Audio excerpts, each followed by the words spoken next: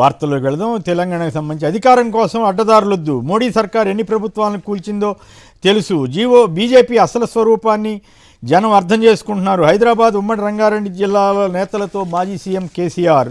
ప్రొఫెసర్లకు పునరావాస కేంద్రాలుగా యూనివర్సిటీలను మార్చొద్దు, vice ఛాన్సలర్తో CM Revanth Reddy వ్యాఖ్య.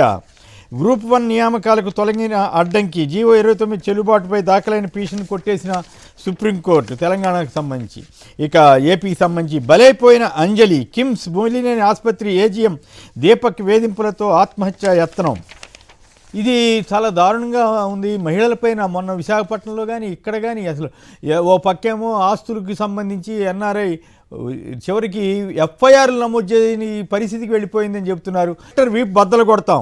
శ్రీకాకుళం జిల్లా సంతబొమ్మాళి టీడీపీ మండల అధ్యక్షుడి బరితెగింపు, టీడీపీ నేతల ఆగడాలు పెరుగుతున్నాయంటూ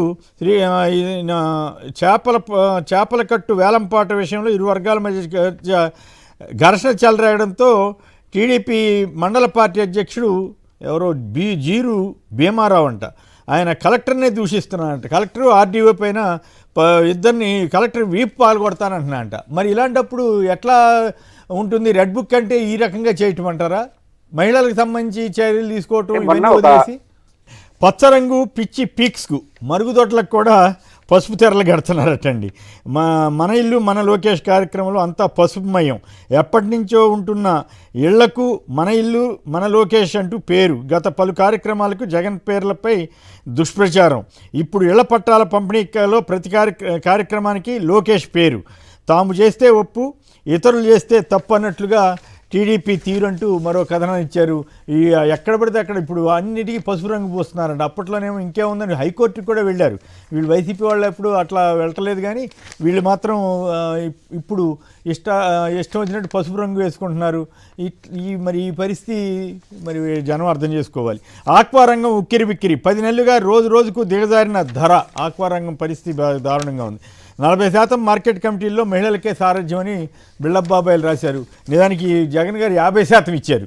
అప్పుడు మాత్రం వ్యతిరేక వార్తలు రాశారు.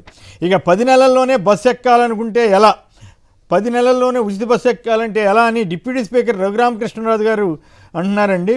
రాష్ట్రం తీవ్ర ఆర్థిక మాంద్యంలో ఉందని, ఇచ్చిన హామీల్లో సాధ్యమేనని మరో ఏడాదిలో అమలు చేస్తామని ఆయన చెబుతున్నారు.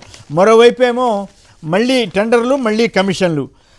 శాశ్వత హైకోర్టు, అసెంబ్లీ భవనాల నిర్మాణంలో సర్కారు పెద్దల స్కెచ్. ముందే నిర్ణయించిన సంస్థలకే టెండర్లు దక్కేలాగా వ్యూహం. పోలవరంపై కేంద్రంతో చంద్రబాబు రాజీ.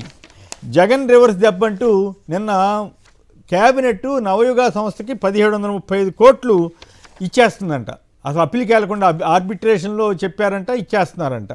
కానీ విచిత్రమైన ఇందాక మిత్రుడు వైఎన్ఆర్ చేసినటువంటి వ్యాఖ్య చూశాం కదా. ఓ పక్కేమో నవయుగ వాళ్ళకి ఆర్బిట్రేషన్ పేరు మీద 1735 కోట్లు ఇచ్చేస్తున్నారు. రెండో పక్కేమో మెగానేమో అప్పుడు మెగాని ఇంకేముంది, మెగాకి ఇవ్వటానికి తప్పట్టారు కదా జగన్ గారి టైంలో. దాన్ని మాత్రం కంటిన్యూ చేసుకుంటున్నారు. ఆయనతో కలిసి చట్టపట్టాలు వేసి తిరుగుతున్నారు. సో ఈ పరిస్థితి మరోవైపు అమరావతి, పోలవరం నిజంగానే ఏటీఎంలుగా మారినట్లు అనుకోవాలా? అదే కాకుండా ఏపీ మెడికల్ కౌన్సిల్ చైర్మన్ పదవికి ముఖ్యనేత సతీమణి సిఫారసు అంట. ముఖ్యనేత సతీమణి గారు యాక్టివ్ అవుతున్నారా, అక్కడ మొత్తం ప్రభుత్వ వ్యవహారాలు జోక్యం చేసుకుంటున్నారా అన్న దాని మీద ఈ అంశాల మీద చర్చలోకి వెళ్ళడానికి ముందుగా ఇప్పుడు చిన్న విరామం.